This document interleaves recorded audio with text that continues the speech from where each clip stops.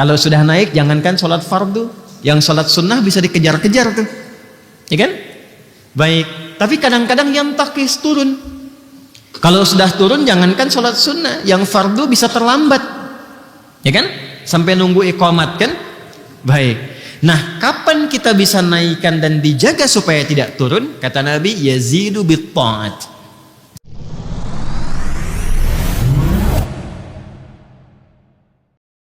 Ternyata kalau imannya itu mantap, Masya Allah, jadi nggak ada beda semua yang dia hadapi. Ketika itu mendatangkan suka, dia bersyukur.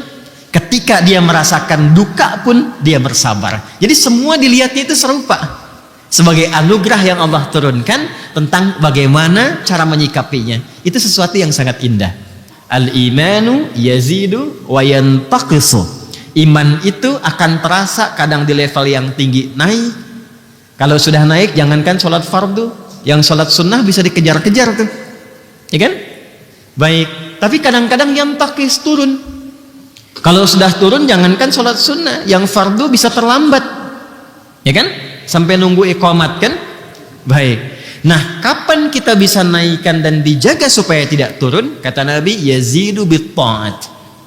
Dia bisa naik kalau pemilik iman itu konsisten memperbanyak ketaatan. Wujud ketaatan itu wujudnya adalah ibadah.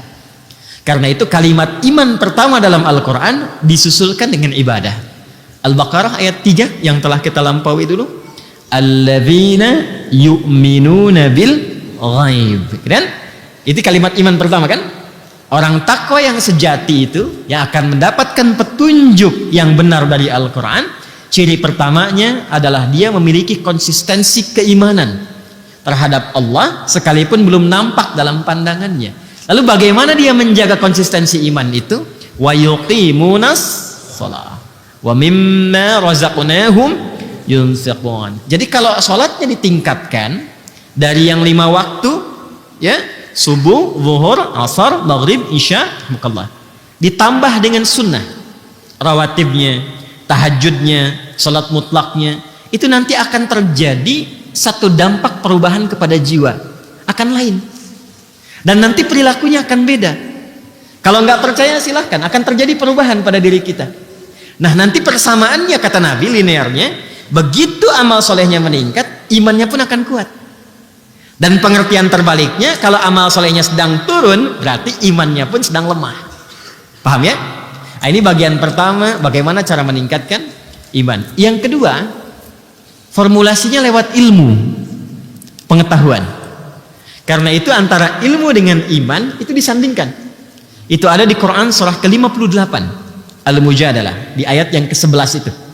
Ya, kalau kita langsung ke ujungnya atau kita baca dari awalnya, ya ayyuhalladzina amanu idza qila lakum tafassahu fil majalisi fafsahu yafsahillahu lakum. Dan dibuka dengan iman kan ya? Hei semua orang-orang yang telah menyatakan dirinya beriman. Apa yang dimintakan oleh Allah di sini?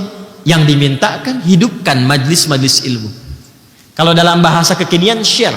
Dulu tafsir ulama ya, yang fafsahu yafsahillahu lakum itu diartikan dengan luaskan, bagi space untuk yang lain. Sekarang pengertiannya di era kekinian itu bisa diperluas dengan share. Jadi kalau ada manfaat-manfaat di majlis ilmu, materi-materi yang bagus, yang bisa menguatkan jiwa, memotivasi, memberikan arah yang benar, itu share seluas-luasnya. Ya. Sehingga dengan di-share itu, setiap orang bisa mendapatkan kesempatan yang serupa untuk meningkatkan keimanannya. Kalau bahasa Nabi, boleh jadi, kan? Boleh jadi itu, ya. Yang mendapatkan sharean itu mendapatkan manfaat yang lebih banyak bahkan dibandingkan dengan yang nge-share. Maksudnya apa? Mungkin lebih berdampak kepada yang mendapatkan itu. Anda mendapat video potongan misalnya, ya, terasa biasa-biasa, kayaknya bagus tuh. Lalu Anda share. Bagi sebagian orang itu yang dia cari selama ini. Ketika dia mendapatkan itu, terasa bagi dia sebuah perubahan. Ketika dia berubah, Anda yang men-share itu mendapatkan transferan pahala dari setiap hasil perubahannya. Indah kan ya? Karena itu di ujung ayatnya ditutup, yarfa'illahu alladhina amanu minkum walladzina utul ilma darajat. Jadi kalau belajar yang benar, ilmu yang benar itu itu secara otomatis ilmu yang telah dipelajari mampu meningkatkan iman. Ingat itu ya. Jadi itu ilmu yang diridhoi oleh Allah. Karena itu saya itu suka minta maaf sebesar-besarnya.